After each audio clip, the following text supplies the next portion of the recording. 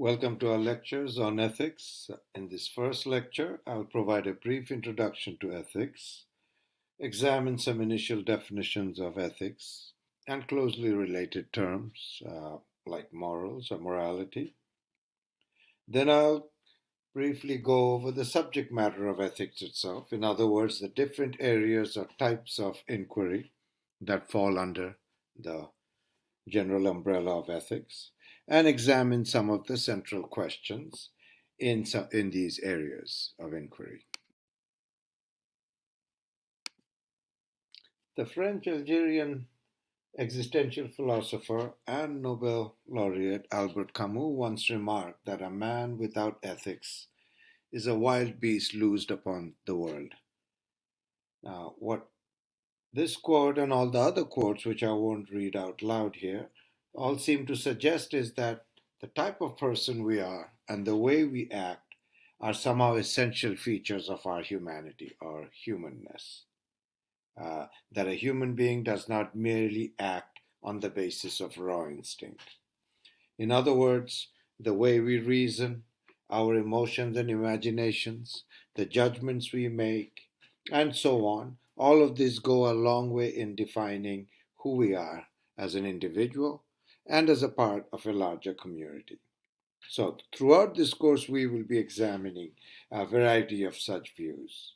Why people are indeed, uh, why people have considered ethics and morality indeed to be an essential and distinctive part of our humanity.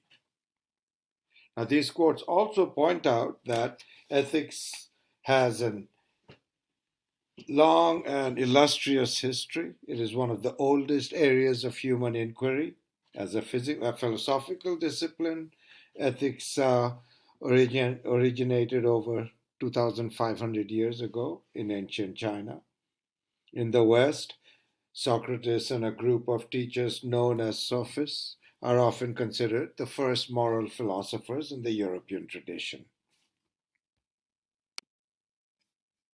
Ethics is generally defined as the study of morality. Now let's try to unpack both terms.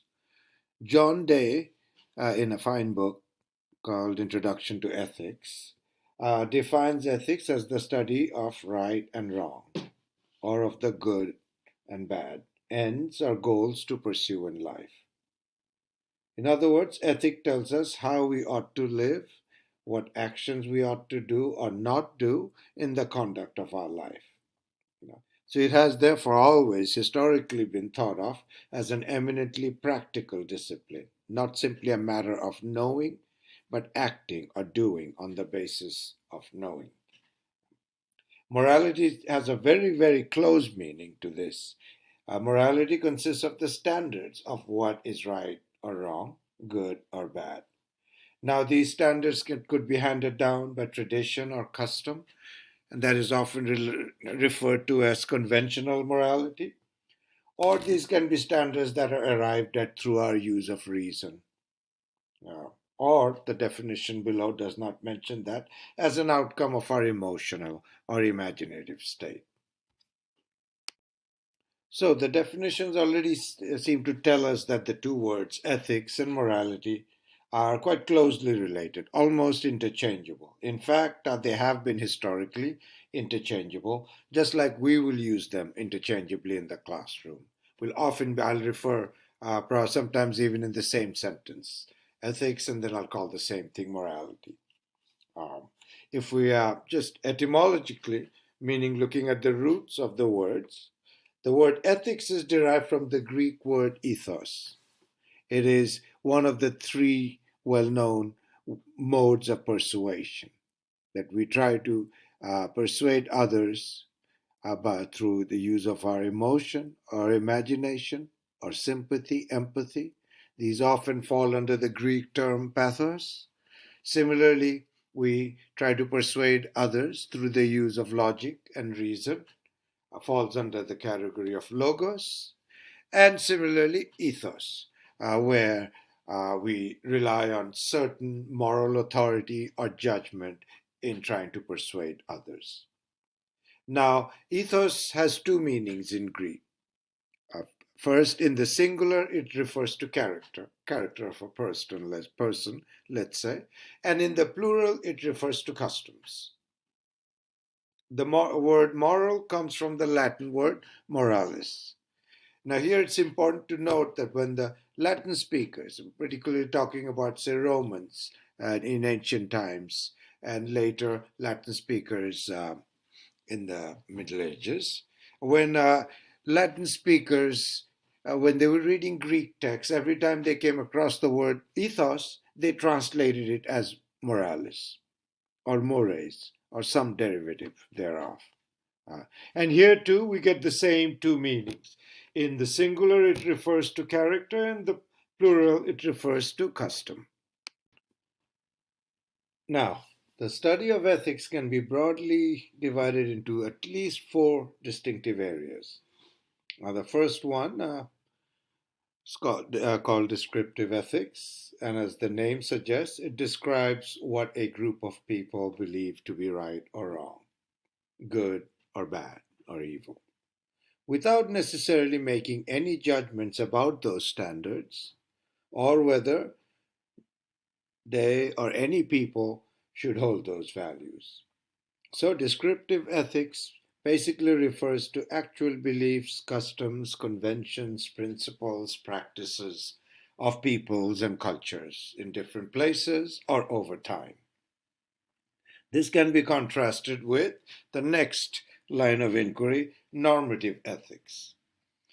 The word normative or norm or any such related word has to do with the word should or ought. So a norm just tells you the way things should be or the way things you ought to do something or ought to act. Now we have norms outside of morality in style, in fashion, in etiquette, in a number of different cultural or institutional norms we can talk about in law. All of these basically tell us rules about the way things ought to be done.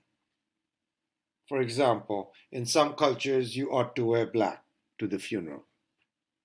In other cultures, white is the dominant or normative vestment during a funeral. Similarly, you ought to be on time for a class. That would be norms of classroom behavior. You ought to brush your teeth, norms of hygiene. Some would say you ought to wear masks during an epidemic, and so on. The last one we'll actually come back to later in applied context. Whether in fact, a dispute over whether that falls under descriptive ethics, the way things are. People wear masks during a pandemic, or a normative ethics that you ought to wear masks. Okay, then. So basically, you can see that the word norm or normativity applies whenever you're making a claim about the way things should be. In fact, this is indeed the primary area in the philosophical study of ethics, and where we will be focusing. Much of our course will be limited to normative ethics, although you'll see some of all the other elements come in distinctive ways, directly or indirectly. In addition to questions of, as I mentioned, how one ought to live their lives, there are others, few other central questions which have also been sort of prominent in the history of ethics, including what makes actions moral, or in other words, what makes something right or wrong, good or bad. So we're not simply interested in what is right or wrong thing to do, but also, what is it that makes this right or wrong? Where are those judgments of right or wrong coming from themselves? In other words, maybe to put it, why should we behave? Why should one behave according to these ethical norms or principles? That would be another question. Or in other words, why should one do what morality prescribes? Now, some of these later questions are taking us into the next area, metaethics. This deals with the nature of ethical statements, not with prescribing how one should act, which we saw was the main focus of the previous category, normative ethics. In other words, metaethics asks whether morality is objective, for example. What philosophers are trying to determine here when they ask questions of objectivity of morality is whether moral judgments have a truth value, or to put it more simply, whether they can be determined to be true or false in a manner that does not depend on personal opinions or feelings or attitudes. For example, when someone makes the claim uh, that the earth is bigger than the moon, or 2 plus 2 equals 5, no one can determine whether these statements are true or false in an impersonal or objective sense, that it holds under all conditions of views. So here we're asking similar questions about morality. Are there moral truths, like the truth about physics that we pointed out, or from mathematics or logical rules that we pointed out, that 2 plus 2 equals 4? Similarly, are there moral rules or moral truths that would hold under all conditions, not depend on personal views, uh, so as a part of a mind independent reality? And then finally, the fourth area of study, um, applied ethics. Here is the study of the applications of ethics in everyday life, in professional settings, in personal life, in different sectors of society, in the field of business, about related to concerns about environment, and so workplace ethics, and so on. Now, as I mentioned, in while entire much of our focus, at least through the first two parts of our course, will be on the philosophical study of ethics, which takes us to the second category of normative ethics. I'm sure you've seen already that in the last part we do spend a few weeks on a variety of applications of ethics. There we'll actually see, in some ways, the questions of descriptive ethics will also come in. Because when we look at applications of ethics, and then we try to prescribe policies on the basis of that, so normative ethics is coming in there, but those policies will be carried out in a particular cultural context or a social context, where there are prevailing ideas of what a group might actually believe to be good or bad, right or wrong thing to do. So that interaction comes in again. So when we're looking at applied ethics, we will be taking our cues, not just from normative ethics, about what one ought to do, but also looking at what people actually believe or actually do, so descriptive ethics. Now, one final note regarding meta ethics, which is what we're going to turn to shortly, in fact, spend a couple of minutes on that, is that the status of normative ethics depends on what we cover, our conclusions about meta ethics. If we come out with the conclusion that moral truth is not possible, not objective, then we might as well pack up now and go home. We would not have much to study. Metaethics will tell us whether normative ethics is possible at all.